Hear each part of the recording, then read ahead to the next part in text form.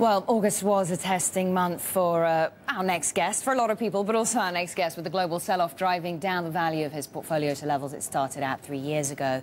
George Godber manages the undervalued assets fund at Matterley, but he says there was an upside to the rout. It allowed him to invest in what he calls world-class franchises at attractive prices. Welcome. Yeah. So let's talk a little bit about that, because the fund fell some 9.2%. So it's been a tough month for really everyone. Have you been making changes to your investment? Yeah, very significant. I mean, we've had a good 3 years. We've returned about just over 20% over the last 3 years, so that gives us a helpful backdrop for discussion with investors. But times like these give you a fantastic opportunity to upgrade your portfolio, really world-class franchises. And just to sort of echo the comments from the head of PIMCO, I do think you are going to get very significant dividend growth from the market, and I do think that some of the multiples that are being offered at the moment. So made a number of key investments that I'm extremely happy with. So does that mean that you think we've passed the worst in terms of the bottom? I know it's very difficult to make a prediction like that, but do you think the worst of volatility is past us?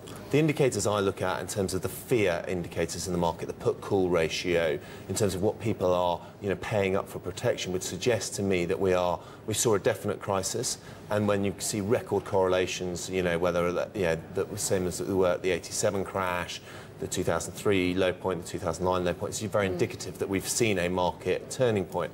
However, I do think we see enormous volatility until we see some at least signal to the market that the European regulators actually understand what's going on. I don't see that we get some smooth rally from here into year end.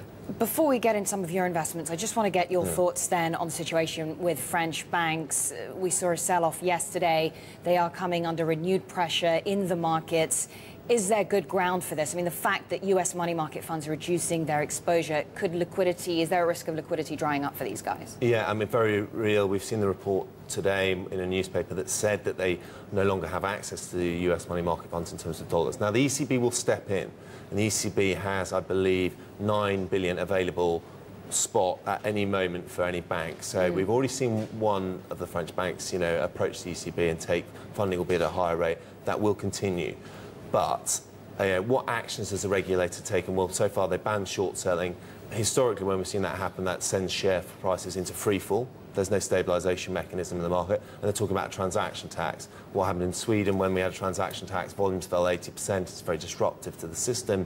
So again, that really is indicative to me that they're not getting a full grasp of the situation. And until they do, I don't think the bond market will give them any credit at all. And you'll see the CDS spreads push wider and wider and wider. I mean, obviously some very real concerns there about a potential credit downgrade, about liquidity, solvency, and the situation there, their exposure to Greek debt. But I suppose the low share prices would also be a buying opportunity. You were saying you're looking for opportunities. Are you buying banks? I'm quite underweight the banks. I've got about 5% of the portfolio would be just over 10% of the index. And the biggest investment I have is HSBC, which is entirely deposit funded.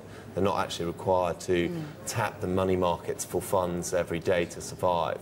I am very mindful, though, when you've got UK banks now trading on 0.3 times book, go back through all the banking crisis, Canada in the 90s, Sweden in the 90s, Japan in their banking crisis, 0.2 was a very good valuation floor. Now, that is obviously some downside from here, but I don't think the ostrich approach from banks is the right way. I prefer playing financials through other means, through stocks like Man Group, through house builders and property stocks. So I am mindful that over the course of this year I could get a very good opportunity in banks, but at the moment I'm sitting and waiting. OK, so where would you see the good opportunity materialising? UK banks or European banks or US banks? Yeah, at the moment I actually think the UK banks have been more proactive in terms of what the regulator has done, not just this year, but in the previous 2 years in terms of forcing to hold more capital, similar to the Swiss. You've got Tier 1 ratios 15%. That's not a potential headwind for you, the sort of combination of slower economic growth for these banks combined with tougher capital rules?